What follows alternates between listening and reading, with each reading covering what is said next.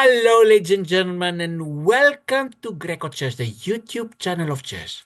In this video, I'm going to show to you my game from the third round of the QCC Club Winter Swiss Tournament that took place yesterday night at Floral Park, New York. That is a little town in Nassau County, Long Island.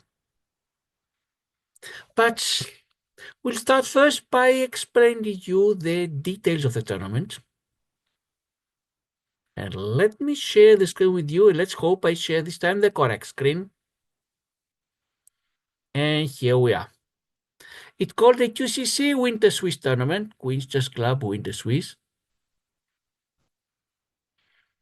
And it is in 5 rounds. The 5SS means 5 Swiss rounds. They take place in 5 consecutive Fridays. Friday, February 20th was the first round where I lost.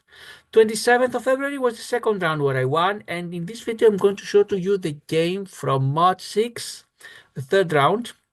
And there are 2 more rounds remaining, March 13th and 20th.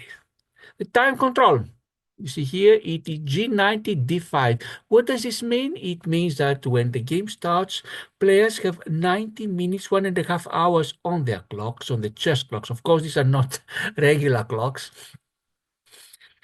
And when your opponent is thinking, of course, your clock is not moving. When it is your time to think, meaning after the opponent completed their move and while you are contemplating your own move, for the first 5 seconds, the clock does not move. And then this is a delay. And then it continues going downwards. The reason for the delay is that if players have too little time on their clock, it is less likely they'll be timing out and because in these 5 seconds at least they can play moves if they know them in their mind. But you must complete all of your moves until the clock shows 0, because if your clock goes down to 0, then you're timed out and you automatically lose the game unless there is no way your opponent can win, and then it's a draw. No matter how great is your position in the meantime. You could be 1 move away from 8, time goes down to 0, game's lost. Now, let's see who was my opponent yesterday night. A familiar name. His name is, my opponent was Edward Frumkin.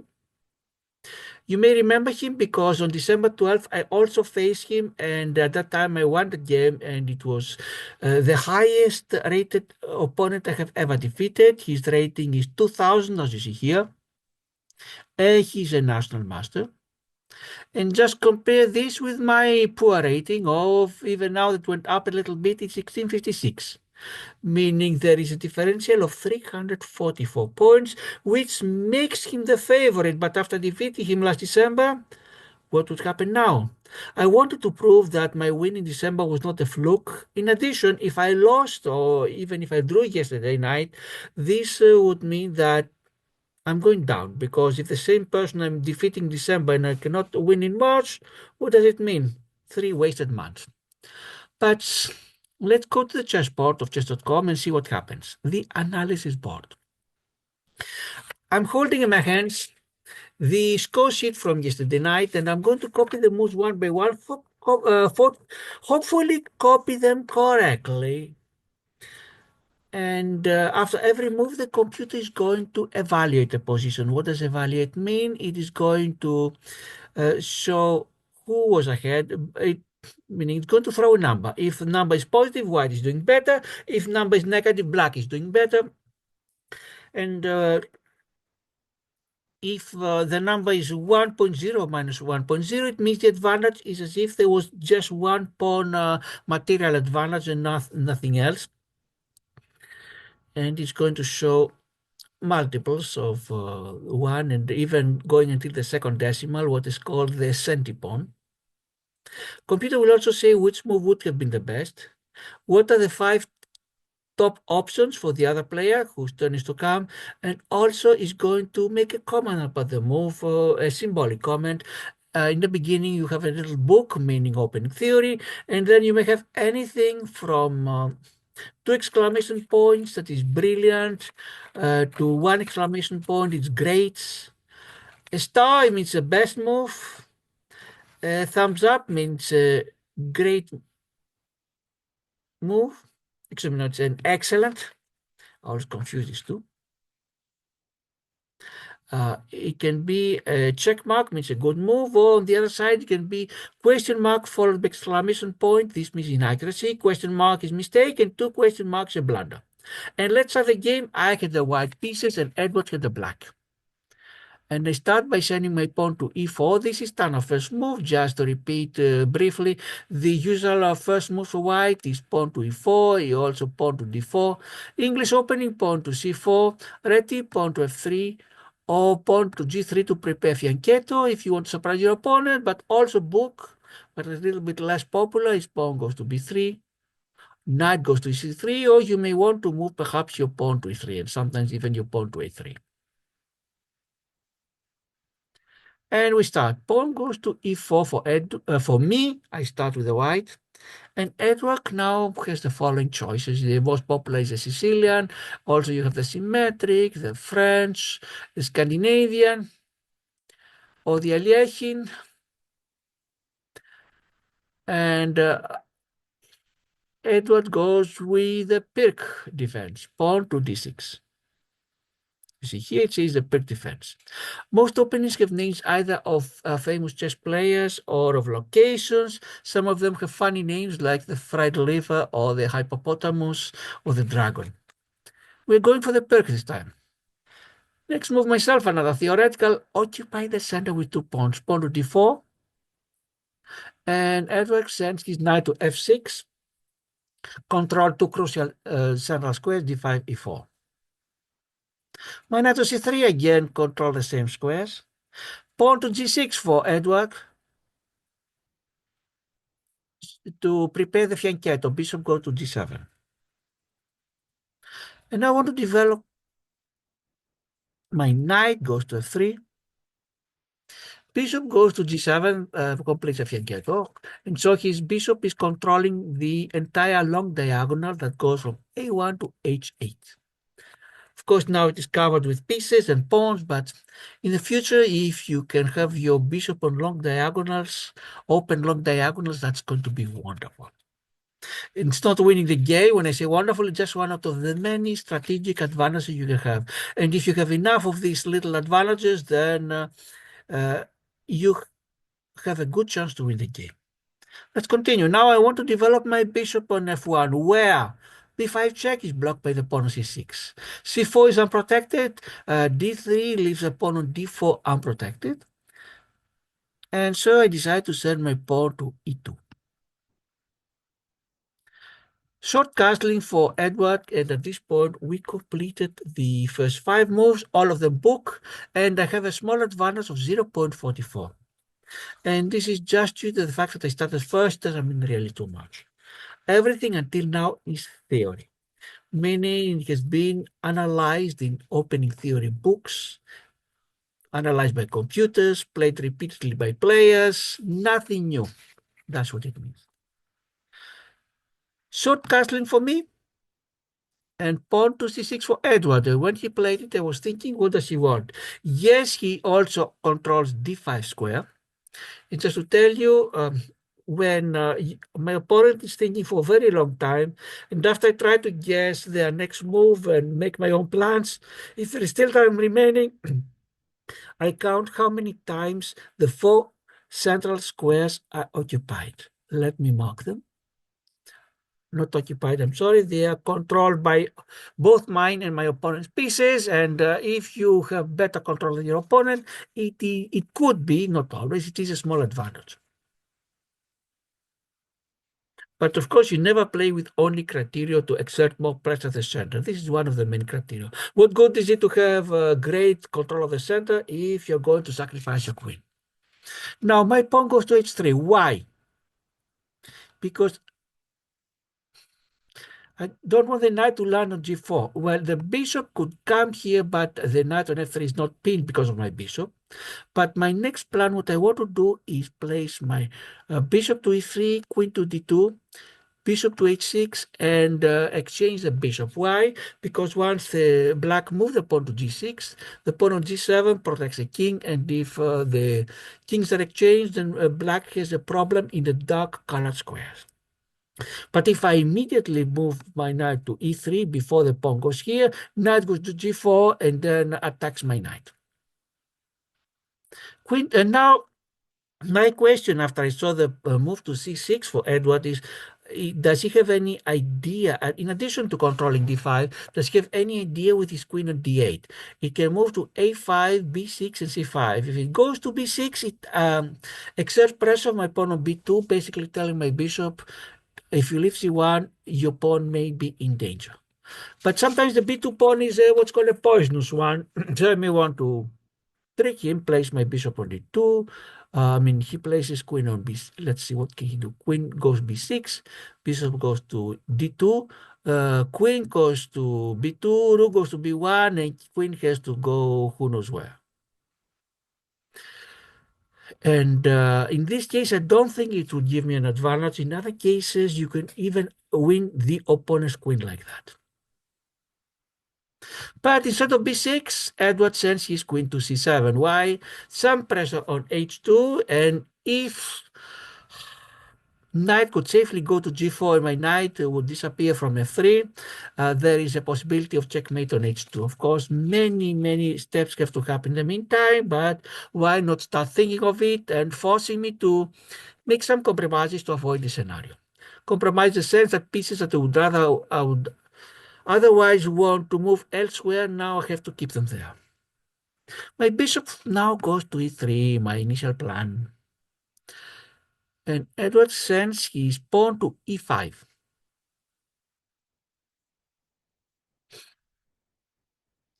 More pressure on the center, but by doing so also may block his bishop on g7. Currently, it's already blocked by the knight on f6. What should I do?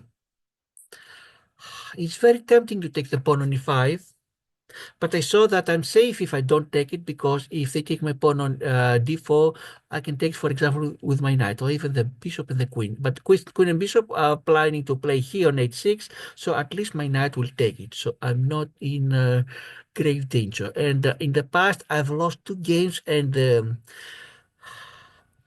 losses started from the moment my d4 pawn took on e5. Yes, that was on Sicilian defense, but still this gave me some negative thoughts about taking on e5. And you may have heard that to take is a mistake, which means that if there is possibility of exchanges, everything else being equal, better allow your opponent to start the exchanges.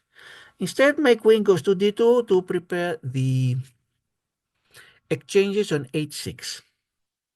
Knight to d7 for Edward to develop his knight. The problem with pawn to c6 is that the knight cannot go to c6 and is blocking the bishop on c8. My bishop goes to h6, ready for the exchange.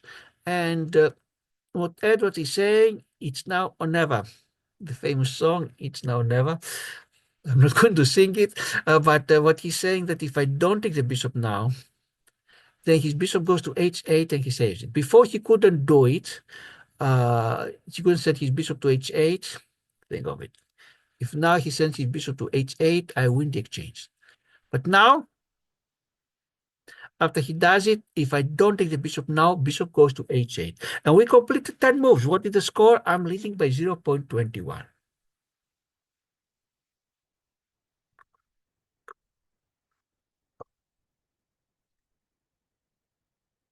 And of course, that's why I prepared everything, exchange. Ideally, you want your opponent to take your bishop first, because queen is on h6, very dangerous, but that's why I was waiting. This would happen. It didn't, and it's now or never. If I didn't take now, then I would lose that chance. Yes, if you look at the computer, it says that now my best move. No, here it still says bishop takes g7, and would at this point would rather have my pawn take on e5, because while they take back on e5, you still have the chance to do it.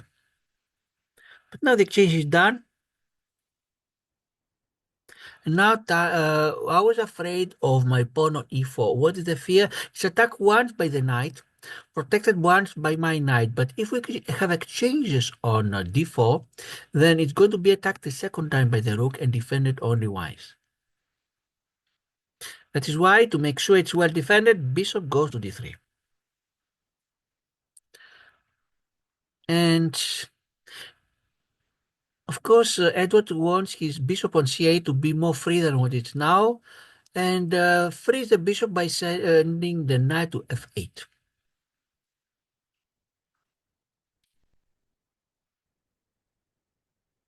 My next move, rook goes to e1, more protection to the e4 pawn. I don't want to suddenly lose the e4 pawn because this would weaken my position very much if I just lost it for nothing. Knight from f8 goes to e6. Edward starts organizing his knights. Now I take the pawn on e5. Too much pressure with the knights. And Edward takes it back with his pawn. And now what do I want to do? I want my knight to go to g3 to have my knights f3, g3, and hopefully collaborating with the queen, exert pressure on Edward's position. Knight goes to e2, and Edward places his knight on c5. And my bishop on d3 is lost. We completed the first 15 moves. Let's look at the score. It's almost equal. I have a very small advantage of 0.15. My bishop on d3 is lost, meaning yes, I'll take the... I'm exaggerating. It's not lost. It can survive on c4. But if it goes to c4, it's unprotected, and maybe pawn can go to b5, attack it, goes back to d3. I don't think my bishop on d3 had a future. Forget about any plans, which I didn't have, by the way. But if I had any plans for my bishop, forget about them. And I was planning, in any case, I was thinking about my knights exerting pressure, not the bishop. But before we go to what I did now, we completed 15 moves. I said I'm ahead by 0.17, and knight goes to g3. The good thing is if queen can land on g5, then knight can check, and the pawn cannot take back, but because of the pin. But the bishop can take back, and not too great so long as the bishop is here. But I mean, at least constraining the bishop not to leave this diagonal. Also constraining knight not to leave this diagonal because my queen could go to h5 and check. Little by little start creating what some mini threats. But Edward doesn't like my queen on h5 or my knight or anything. Or goes to h6. Stops it.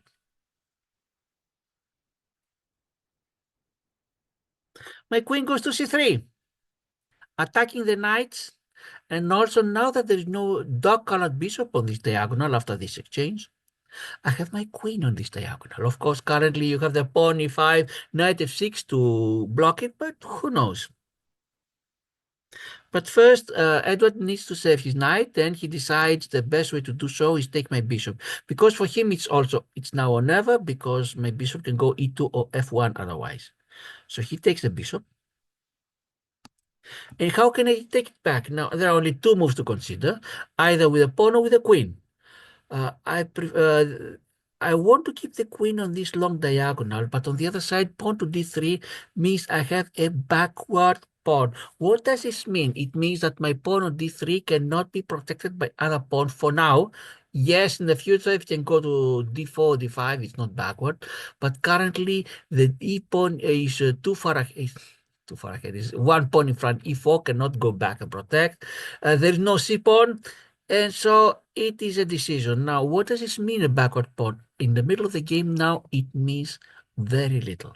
But if things are exchanged and we go to an ending, if black would place his king on d4, the pawn is in danger. I would need to have my king, for example, on d2. And this would restrict my king. And perhaps if Edward had other pawns elsewhere, they could be pushed easily, while my king had to keep guard to my pawn on d3. This is long-term advantage, but keep it in mind. Believe it or not, from the very beginning of the game, you needed to think about the ending. Jeremy Silman, a famous chess coach, has written books like The Amateur's Mind or How to Reassess Your Chess. In one of his lectures, he said it that you don't play the opening memorizing lines, and then whenever the end comes, you can think about it. But from the very beginning of the game, you must think what kind of ending you're going to reach and how to play with that. I haven't reached that level to that degree, but at least I thought backward pawn, can I avoid it? And finally, I decided that it's smaller evil than putting my king on my queen on d3, attacked by the rook, and losing the diagonal. So I take the pawn and also more protection to e4. Knight goes to h7 for Edward. I'm not sure why. When he had the bishop, that would be a good idea to open the bishop. But let's see what's going to happen. Now I'm pushing my pawn to d4, not backward any longer, next to the e4 pawn. And what is Edward going to do? If he takes the pawn, like the computer suggests here, I have check. Of course, you never check just to have a check, but my queen is a nice central square with a check, meaning the rook cannot go to d8 and throw it away. What else can Edward do? If he takes it back with a queen, he offers me... Oh no, queen or rook, forget. They are going to be taken by my knight. So he has either to take it with his pawn, like the computer wants, or to defend it with the f-pawn.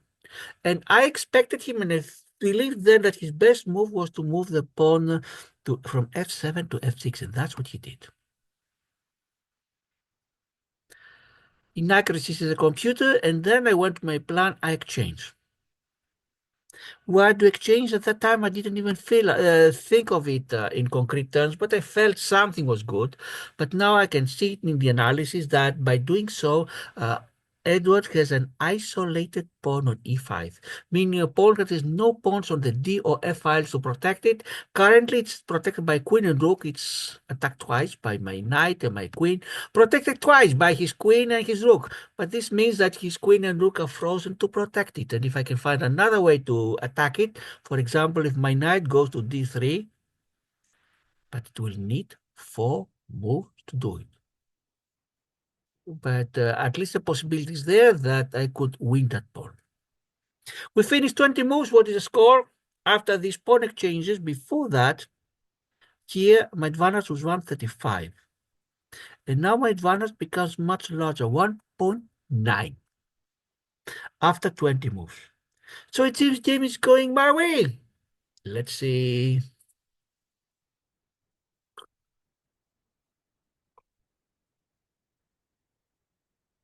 My rook goes to d1. Why?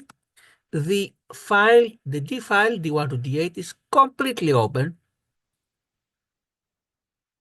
And no pawns and not even any other pieces. So my rook going there has the entire file on its disposal. Not exactly, but at least exerts pressure on every one of the 8 squares of this file. Computer doesn't like it, wants my knight go to f1. What can we do? There's going to be times when my thoughts will disagree with the computers, not only during the game, but even now that I'm more calm. Maybe I'm right, maybe the computer is right, and maybe an expert, maybe a grandmaster could listen to my thoughts and perhaps even start laughing, because with my 1656 rating, what do you expect? I'll do my best to explain things the way I understand them, but my understanding might be wrong. Let's see. Knight to g5 for Edward. And when I saw that, I was happy and explained to you why. Edward wants to exchange knights. Be my guest. Because we'll exchange knights. I'm not going to let him take it with a check and move my queen to f3. Because now Edward has isolated double pawns on the g5. In fact, Edward has 3 isolated pawns. e5, g6, g5, meaning that none of them can be protected by other pawns. All three of them need to be protected by pieces. If I exert more pressure, I might be able to win them. And if I go to an ending, meaning queens, rooks, knight, bishop disappear, I think it would be a great position for me. Unfortunately, I'm not so strong plus player to say for sure that I'm winning, but I would feel that is a huge advantage. Let's continue. Queen goes to d2, attack the pawn on g5. Queen goes to e7 to protect it. And now, since my pawn structure is better, I want to approach this ending. How? Step number one, queen goes to d6. Edward needs to think, exchange the queens or not. Computer says a mistake. I didn't think during the game. I don't think now. And computer suggests exchange the queens. You see here. And that's what's going to happen. I feel happy when I did it. I'm near the ending. Queens are out. All we need to do is exchange rooks and knight and bishop. Bishop goes to e6 for Edward. Finally, the bishop moves on move number 25. For 24 moves, the bishop on c8 did absolutely nothing, just sit there. But rook on a8 also finally has not moved yet in 25 moves. At least now has more squares to go. We finished 25 moves. What is the score? I'm leading by 0.12, almost nothing. And let's see how game will continue. Bishop on e6 also attacks my pawn on a2. I don't want to lose the pawn. Even though the computer thinks it's better to put my rook here and check from there, maybe with the b7 pawn and who knows what, but I said first things first, save a pawn. Pawn goes to a3. Why to a3 and not pawn to b3? Because since the bishop is light colored, I wanted my pawns to be in dark colors. Now out of my 6 pawns, there are 3 and 3, 3 in light, 3 in dark. I wish I could put all 6 in dark so the bishop cannot attack them. That's one advantage of having a knight versus a bishop, because if your opponent has a bishop, then you can put your pawns in squares where the bishop cannot attack them. King goes to f7 for Edward, and I started feeling the plan he had in mind. Currently, if he tries to push the king on f7, I can put my rook on d1, and then he cannot place his bishop on e5 because my rook will take the pawn on g6. I knew that he had this idea in the long term, but I didn't think that this would create any result. My rook goes to d1, double my rooks on the open d file. Exactly, rooks love open files, especially 2 of them unchallenged, and now Edward can not even challenge by placing his rook on d8. That is great. King to e7, I see the plan coming. I see move would, bishop might want to go here, but then I win the pawn. Yes, a weak pawn, but even winning a weak pawn is not so bad.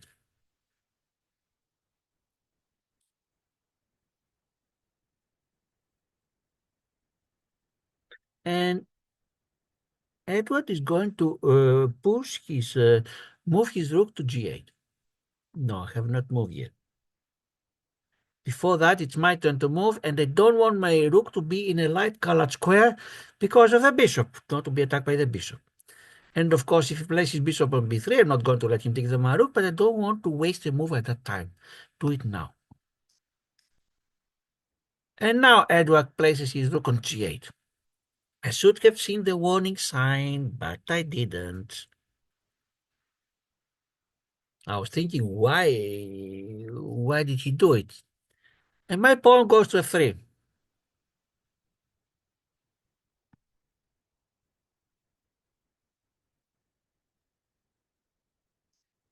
Computer thinks it's excellent, but would rather have my king go to h2.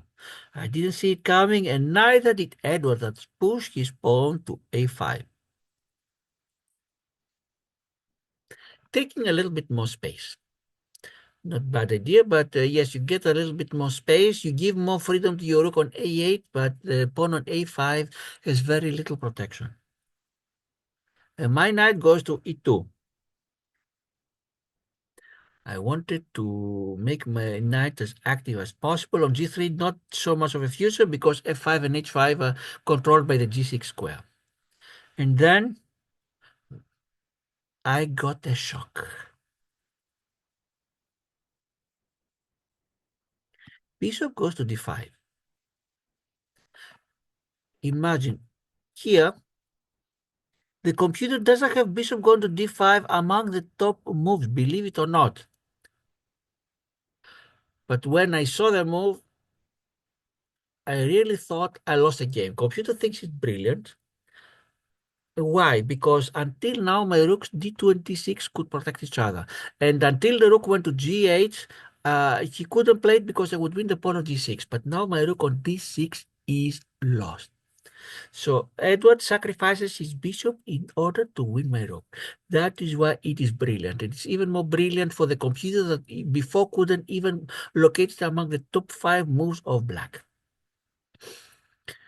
At this time, inside me, I started screaming. How did I let this happen? Outside, I did, of course, loud. I didn't scream. Games were taking place. A sound came out from my mouth, I have to say.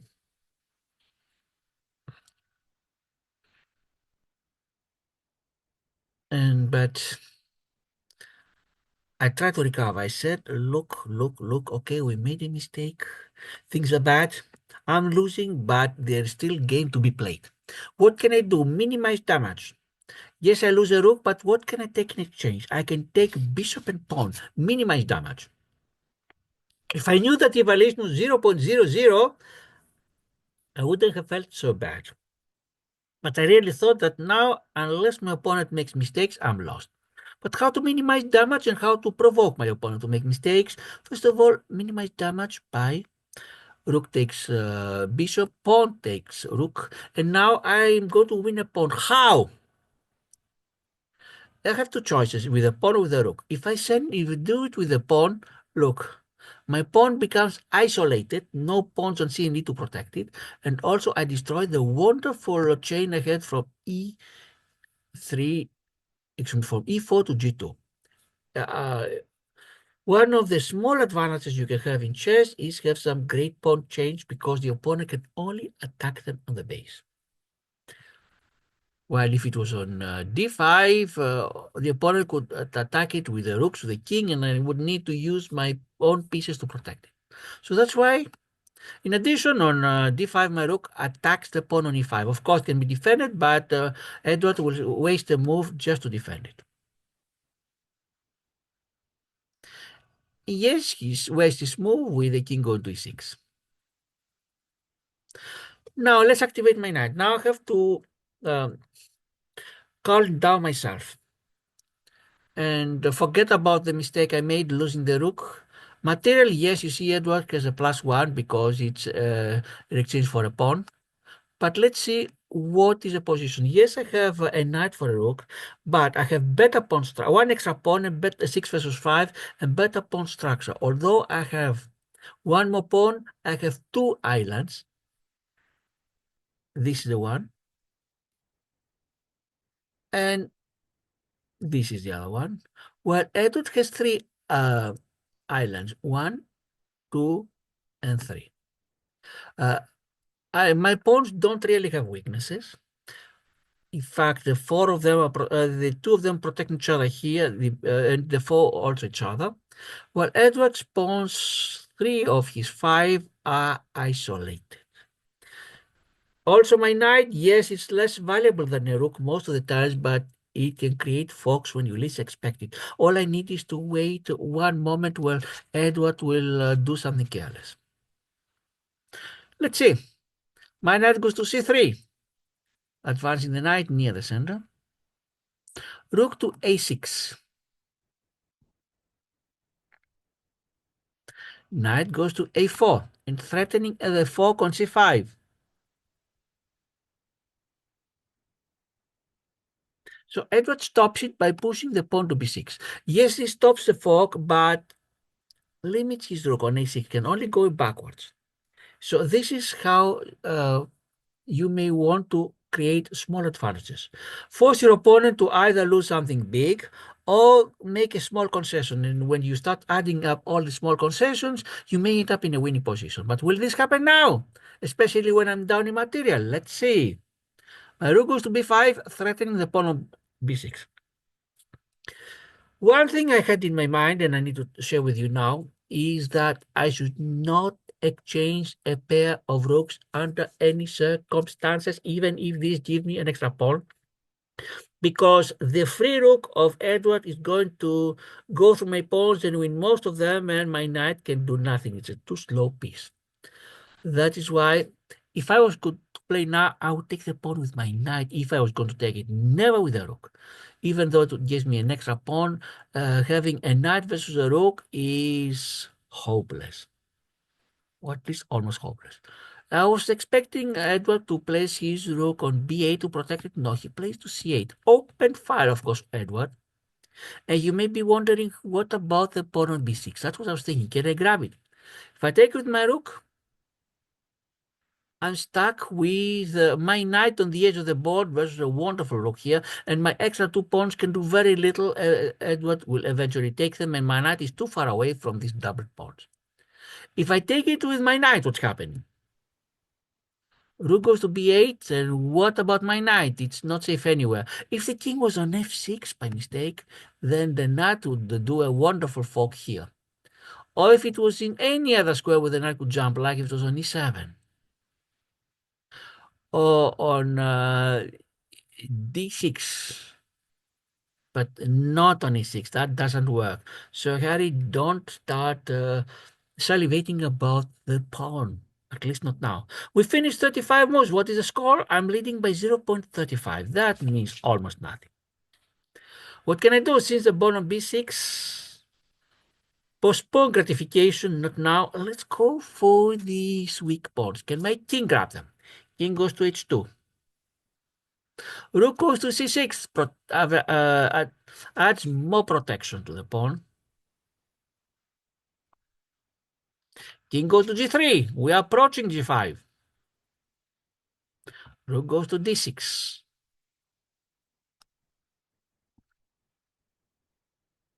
My king goes to g4, but now, of course, no surprise, Edward defends his pawn. King goes to f6. And now I have to be careful, because if Edward could play two moves in a row, he's checkmating, believe it or not. Now it is my turn to play, but imagine if it was Edward, and imagine if the quote-unquote gods of chess would give him two moves in a row. I want you to freeze the video, pause, and see how can Edward checkmate me in two moves. Of course, he cannot do it, but this means I'd better be careful, because if I'm not careful about that and play any other plan, I can be checkmated when I least expect it. And assuming you pause your video, the moves that Edward would play, if he could play now two moves in a row, I cannot even play one because it's my turn. 1, 2. That is checkmate, believe it or not. So I need to have this in the back of the mind and not start grabbing pawns or doing other wonderful things only to be checkmated when I least expect it. My knight goes to c3. Hopefully go to d5 and block the way of Edward. But Edward doesn't wait for that. Rook goes to d2.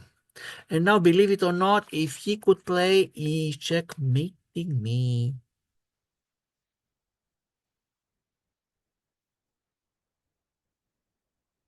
How can I stop it? There are some moves I can do. You see here, I can postpone it with a check maybe, place my king back to g3, perhaps move one of the f or h pawns, and this really stops checkmate. You can place my knight here and lose my knight and just postpone the problem. But I had seen it in advance. And I played the computer's best move on to g3. No checkmate any longer. King and pawns protect each other. Still, I need to be careful, but how can Edward check me? He doesn't have a pawn. If he had a pawn on h7, he could bring it on h5, he checkmate, believe it or not. But fortunately, he doesn't. That's one of the problems of having weak pawn structure. An opportunity that otherwise would arise, now he doesn't have it. With a simple play, he moves his rook from d2 to d6 and offers me a draw. We are move number 40. I'm ahead by 1.35. Edward offers me a draw, which I immediately decline. Why? I didn't know that I was ahead by 135. If anything, I believe that was in a difficult situation. Knight versus rook, and there's a good chance it would go to a losing ending. But I felt and I feel now that better lose and learn than get the easy half point. Because if I go to the end and I blunder, which is very likely, and I lose the game, at least I learn how to avoid that blunder. But from an easy draw like that, no matter how tempting it is, you play with someone 344 points higher than you, a national master. Same like in December. In December, he offered me once a draw. In fact, when it was really a drawn position, I declined. Let's continue. Knight goes to d5 check, now blocking the rook's path to d2.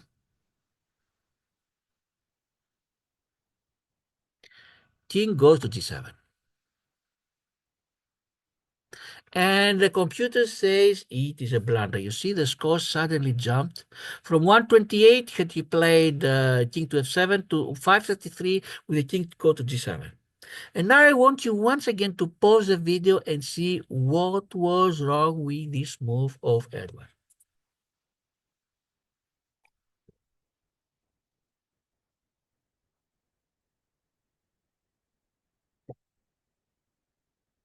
I hope you did it because it's a wonderful exercise.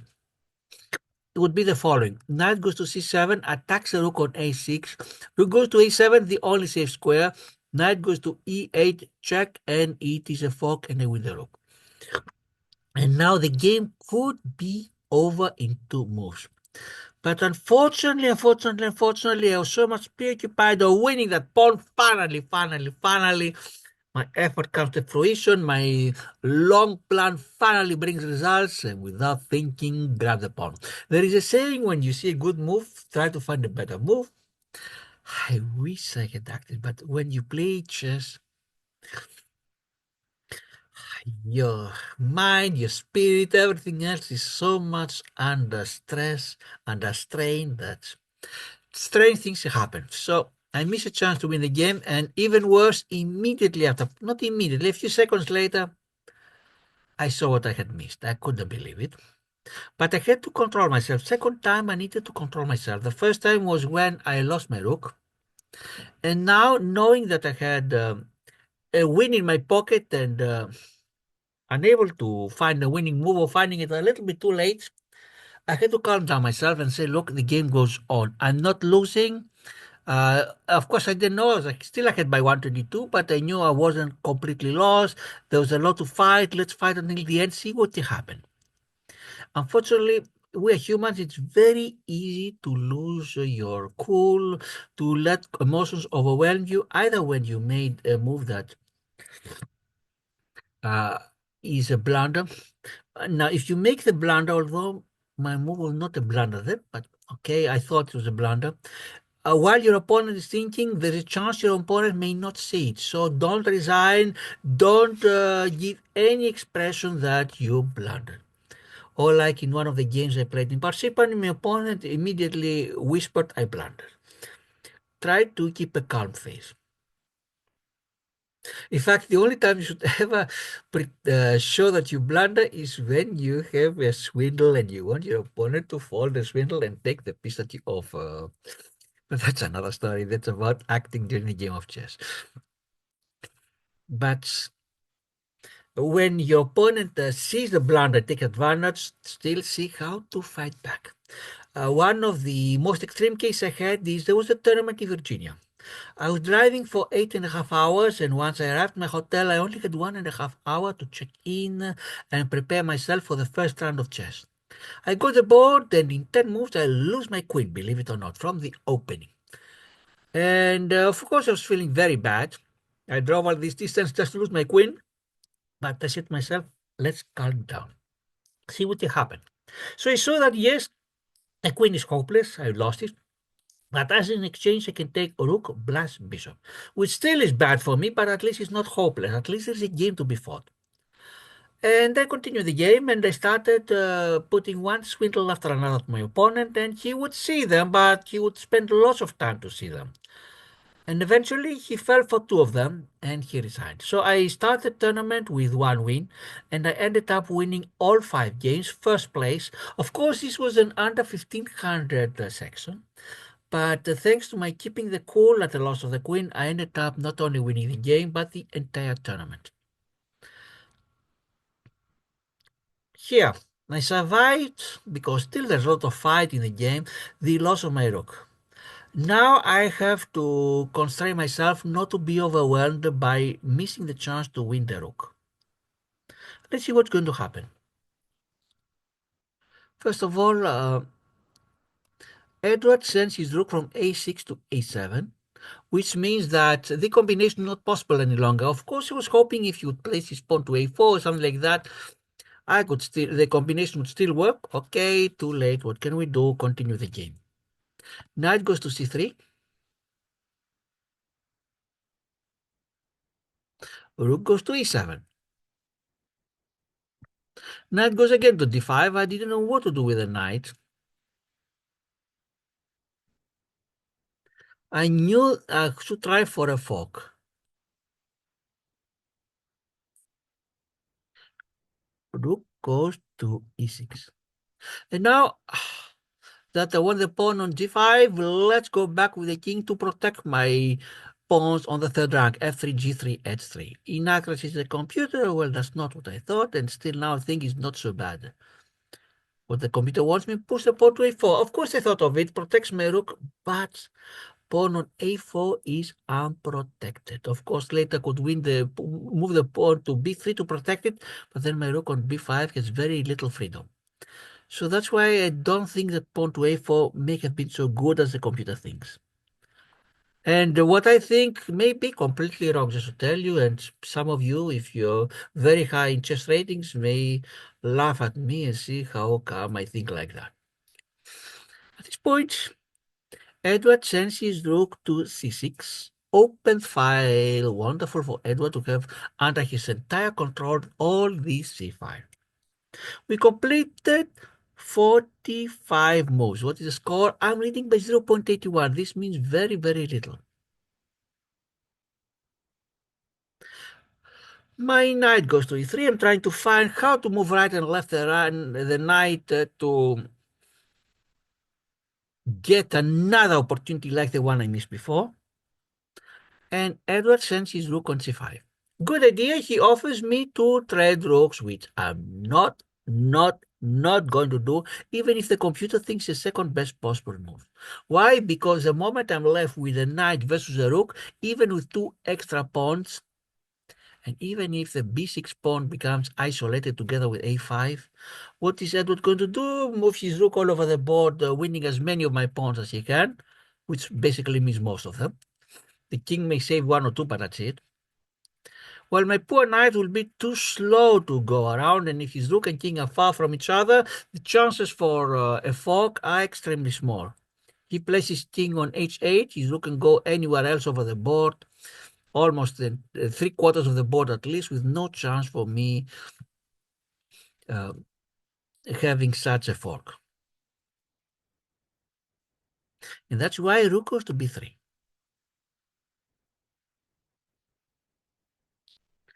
Now, pawn goes to b5 for Edward. Let's start pushing the pawns. And my knight goes to d5.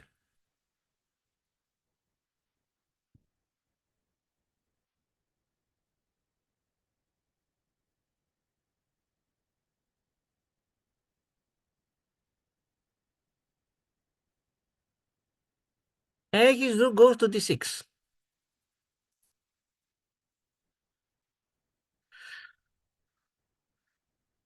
And decides once more to advance to g5, back and forth. And at this point, Edward, the draw that he offered me means that he had basically given up on winning and he was hoping for a draw. And since I would not take the of itself decides, let's press for the draw. How? He won the exchange before for a pawn. Now he's going to give me back the exchange for a pawn. And let's show the moves. First of all, the computer thinks that the move that he played, it's a mistake. Of course, now I take the rook and he takes my pawn. And after 50 moves, I'm ahead by 2.1. But why did Edward offer to give back the exchange? Of course, I have no idea how he was thinking, but what I would have thought if I was in his place and played like that. By the way, I would not have done it myself, but had I done it, I would do it for the following reasons. First of all, the knight is a very dangerous piece and can easily fork when you least expect it. Okay, his opponent, meaning myself, I missed one chance, but I may have more chances later. Second, there are some endings that, even though the material is not the same, they are drawable, meaning it's very difficult to win. One of them is opposite color bishops.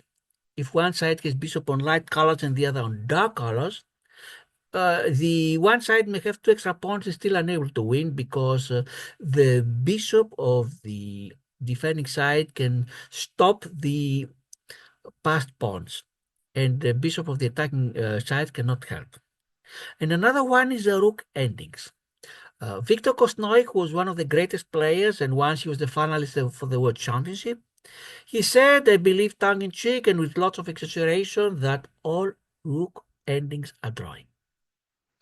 This is not always true, of course, but rooks can easily go behind an advancing pawn and stop it.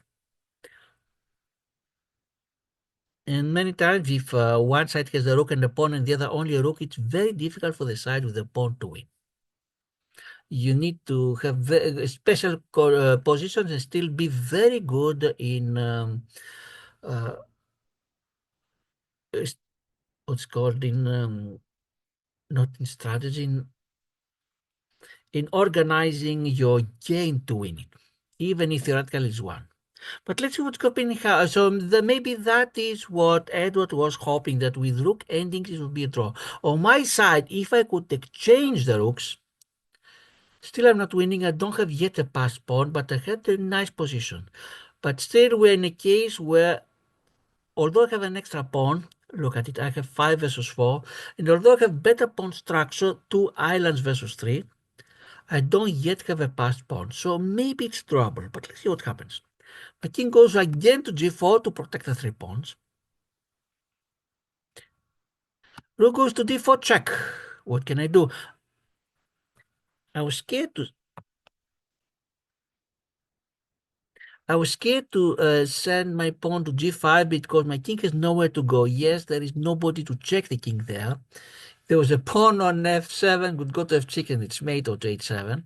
But still, no reason for adventures. Who knows what will happen in the future. That's why I blocked my pawn on f4.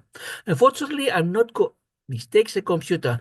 I'm not going to lose material because, yes, my king cannot take back the pawn if it goes, but at least we take the g pawn. But then the 2 pawns become isolated. But I felt it was better, smaller evil than my king being locked on g5. Also, Edward might want to push his pawn to e4. It's not a top 5 move, but he might want to push it and have a passed pawn. And things can be scary. But I felt that the smaller evil was push the pawn to f4, which the computer says minimizes my advantage to just 0.16. And Edward sends his pawn to b4, the best move according to the computer. And computer wants me to push the pawn to a4, as you see, but I felt if it goes to a4, then it's not easy to be defended. Rook cannot go to a3 to defend it. Rook has to leave to send the pawn to b3. So I decided, let's exchange.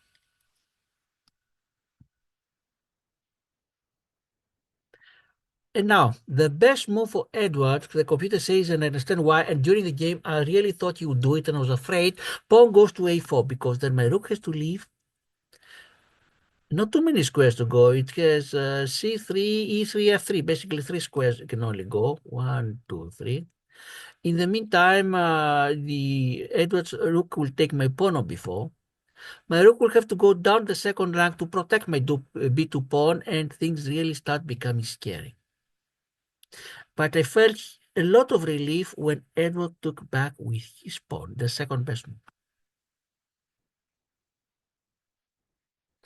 My king goes to 3, so my pawn on f4 is not pinned any longer. Edward takes it, otherwise I was going to take it. Now, since there is no pin any longer, basically I was telling Edward once again, it's now or never.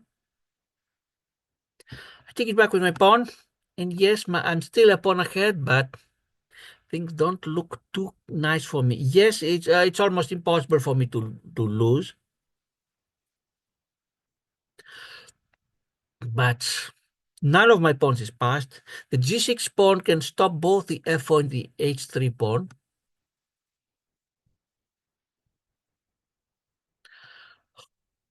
The b pawns block each other, and computer says I have an advantage of 0.96. I felt that it was very difficult for me to lose. It was a 2-result game, but who knows? To win would not be trivial. And Edward does what he should do, activate the king. King goes to f6, king is near the center of action. We finished 55 moves, and my advantage is 0.88. Well, better have it than having your opponent having, but too much to fight for the win. My king goes to e3 to attack the rook, and rook goes to the only square where it can continue protecting the b4 pawn to c4. I cannot send my king to d3 because then I lose my pawn on f4.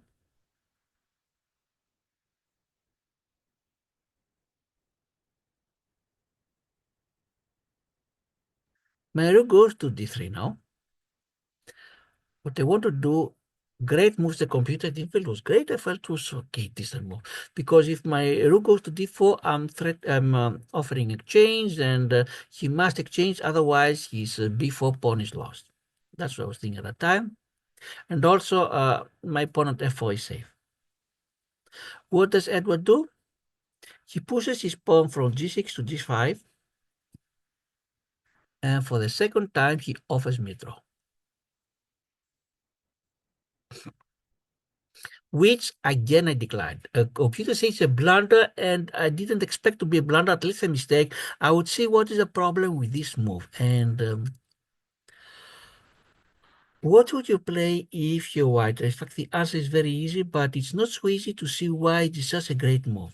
In fact, that is everything that changed the game. From 0.58 that was barely ahead, I'll go up to 3.42. Think about it. Pause the video if you need.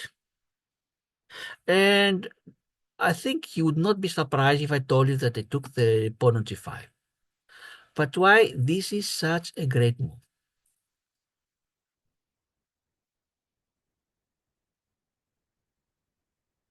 It's a great move because before this move was played, look at that.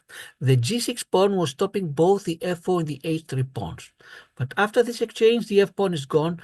But my h pawn, of course, Edward will take back the g5 pawn. The h pawn is a passed pawn.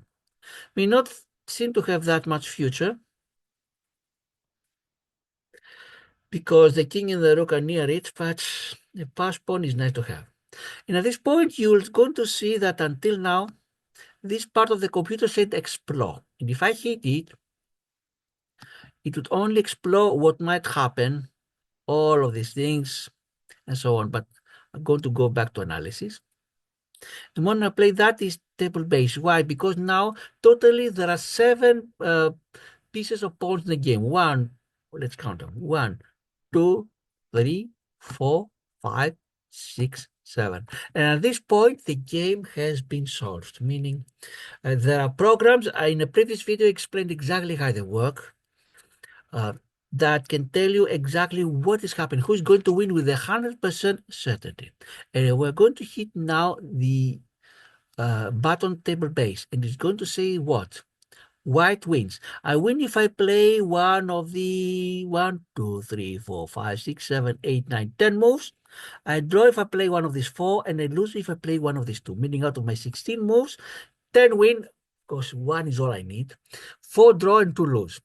Let's go back to the analysis. We're going to put the table base after every move to see what's happening. So if I knew it, I would feel confident I'm a winner. Of course, in the game, I didn't know it. I knew that I had a very good position because I had a wonderful pass pawn on h3. For now, I could keep it because you see, all Edward needs is 2 moves now, 1 and 1, 2, and it's lost. Or even perhaps 1 move here. And if I move my rook, then the rook will go here. Basically, I have to fight to keep that pawn. What did I play now? Rook goes to d5, check. What is my thought? And then we'll check again the table base. My thought is the king has 2 options. Either it goes to h4. If it goes there, rook goes here. We exchange rooks, and yes, he's going to win that pawn, but my king wins the b4, and the b pawn promotes. Or, as he did, king goes to one of these 3 squares at the top. And king is further away from the field of action. Table base says once again I'm winning. And it says that for black, there's no win to give, no move to give them a win, no move to give them a draw, and any of the 4 moves is going to lose in the game. King goes to f6. Okay, at least the rook is still in the game. My rook goes to d4, and let's see now. Table base. Table base, white is wins. That has only 3 moves to win, by the way. d3, d4, d6. Tons of moves, 1, 2, 3, 4, 5, 6, 7, 8, 9, 10, 14 moves give a draw, and 4 moves are losing. Okay, the losing moves is if I surrender my rook for free. But there are too many drawing moves. I have to be very careful, not so easy to win. And I send my rook to d4. Offering an exchange, great moves to the computer. Exchange of rooks will give me the game because you see that black has to think what to do. If they don't go near the h pawn, if they don't grab it, it promotes. If it goes there, my king goes to b4, grabs it, and the b pawn promotes. Because I have 2 moves to take it, the third move the king to go away, another 5 to promote, 8 moves. The king needs 4 moves to take the pawn and then forever to go back. Rook goes to c5, and wisely Edward avoids the exchange of rooks.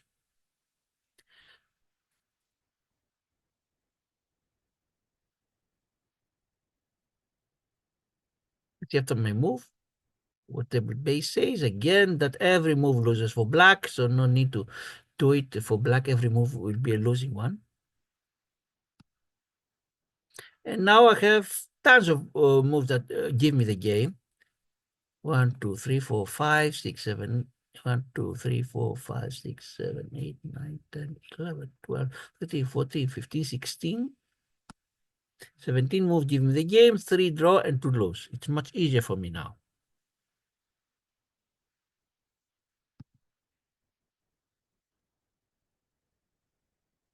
We completed 60 moves, and we completed the first page of my score sheet. The organizers provided score sheets for the players, and the score sheets would allow you to write the moves, 140 moves, 6 in the front and 8 in the back. So this meant it was very unlikely to need the second page. In my live games over the board, 104 moves was the longest I've ever been. In online games, I've been above 140, I think only once. Of course, I had plenty of pages if we needed a second page, but 140 means it's very unlikely, and it's a little bit distracting to have to stop your game to go and get the next page, and it can even be on your time if you're under time pressure. That's why it's so good that the organizers were prepared for that. And now, how do you continue?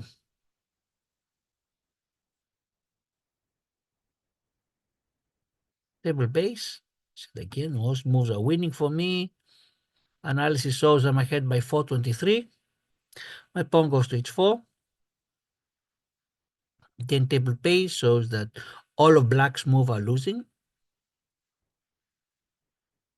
Rook goes to b5, protect the pawn.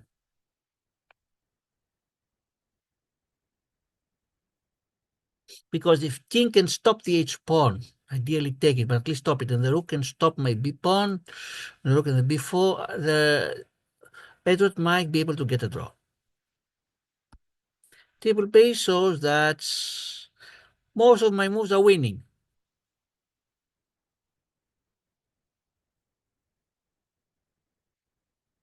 18 moves are winning, 1 is drawing, 2 are losing. Meaning the only moves that are losing is my rook takes a pawn and I lose my rook, or it goes to d5 and I lose my rook for nothing. What I was afraid, what could be a way for me to lose it? Not these two trivial ways that I showed before, but what if in late in the game I would place my rook and my king in the same line? For example, if my rook goes to h3 to protect the h4 pawn, and black can send his rook to b3, this is called a skewer. This is not just letting your comprise, this is just allowing your opponent to make a combination. And I had to be extremely careful. I felt that this is the only way for me to lose. Otherwise, at least I have a good draw. And this, of course, meant when the nerves are too strong and you're under such a strain, this thing can happen. I had to be very, very careful, not get surprised, as I got surprised when I lost the rook. My king goes to d3. I want my king to... here, my strategy is the following. The rook on d4 protects the pawn on h4. The king can stop it, but cannot grab it. And I want to see if I can fight for the b4 pawn, because if the king is here, then I can have rook and king attack the pawn on b4.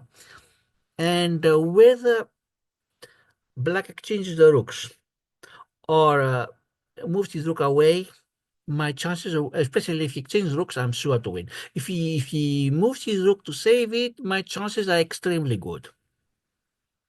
So king goes to d3. Table base, white wins. No moves for black even to draw. King goes to g6. Near my pawn. And again, look at that. I have almost every move I make will win.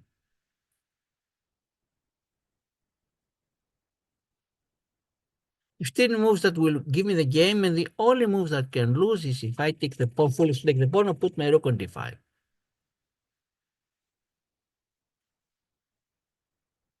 Next move, my king goes to c4 and threatens the rook.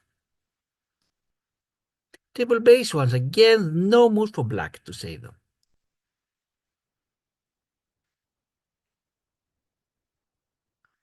Rook goes to f5, save the rook. Which means now I can safely grab the pawn on b4.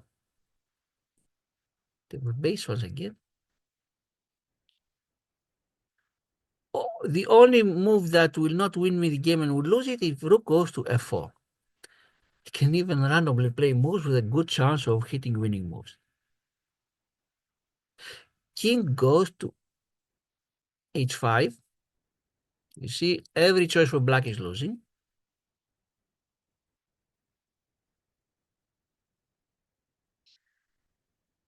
Now I only have my only move that will lose me the game. Every other move is winning is if I offer my rook. King goes to c4.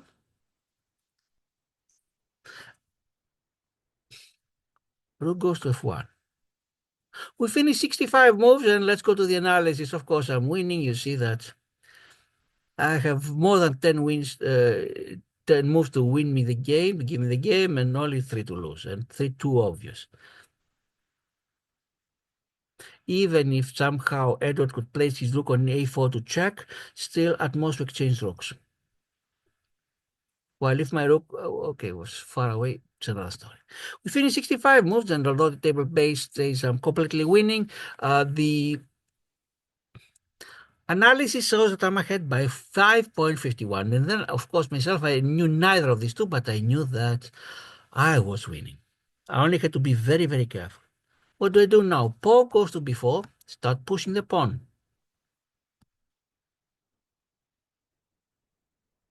And rook goes to c1 for a check. And no matter how I reply to the check, I'm winning.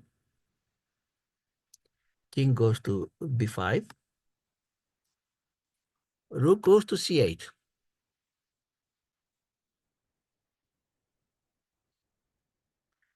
Again, there is only... Even if my rook goes to d8, I have guaranteed a draw. Imagine that. Because my king and my pawn go very near, and Edward would have to sacrifice his rook for my queen to avoid the promotion. Still, I have a draw. And I only lose if I place my rook on g4. Of course, I played one of the winning moves. King goes to b6. Rook goes to c1. Again, almost every one of my moves is winning. Even if rook goes to d1 or c4, I'm still having a draw. Believe it or not, only to g4 is losing. And I continue pushing the pawn to b5. Rook goes to b1 for Edward. And now I have how many moves to win? 1, 2, 3, 4, 5, 6, 7, 8, 9, 10, 11, 12, 13, 14. I have 6 moves that will lead to a draw. And of course, the move I played is one of the winning ones. The king goes to c5. Analysis shows I'm ahead by 6.46. What is my thought behind this move? It's that Edward tried to check from c1, and then I place my rook on c4, and that's it. Then Edward has to exchange rooks, so place again the rook on b1. And myself, I wanted to push by being my king on c5, either way or other, it would protect the pawn as it was going to b1 to b6, and then eventually king and pawn would move until the end. So at this point, Edward resigned, and Edward, we're going to see the review now before we make any final comments. What does the computer think about the entire game?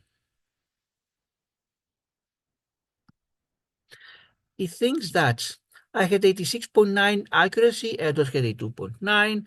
I played as if my rating was 2300 and Edward's 2150. Edward had one brilliant move, and if I'm correct, it was the move when his bishop sacrificed itself so he could win my rook.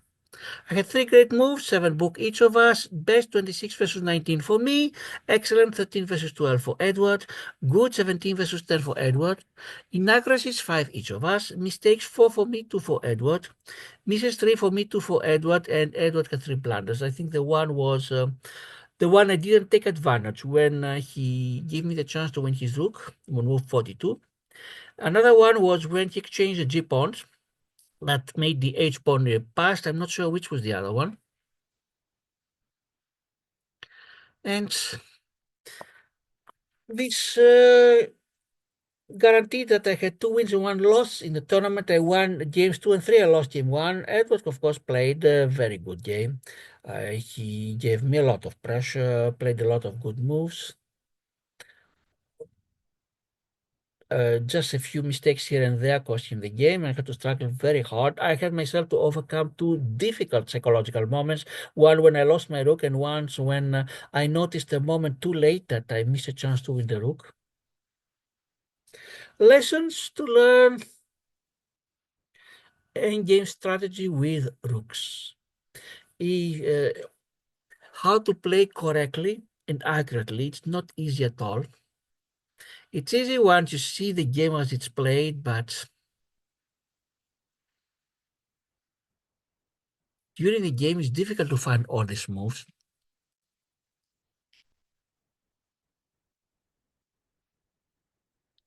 How to use the knight? Well, you have it because my knight exerted so much pressure that Edward thought it was worthwhile to get rid of it, even if it cost him an exchange. And game technique is very important. But that's it for now. What is next?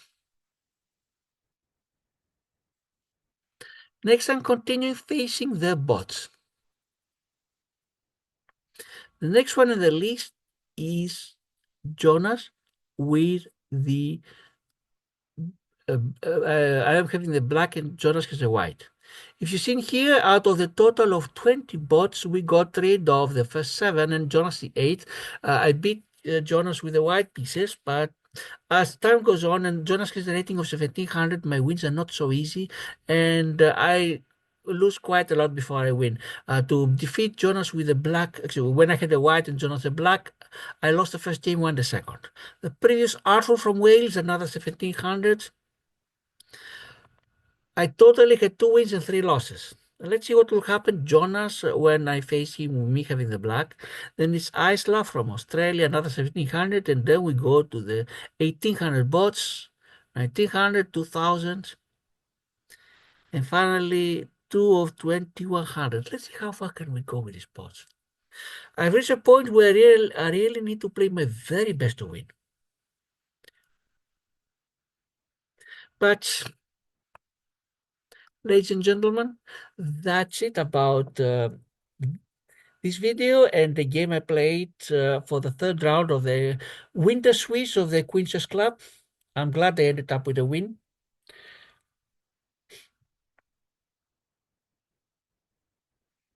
Thanks everybody for watching, for the subscribers, for the comments, for the views. This is Greco Chess. I'm Harry Lausaneziris. Goodbye.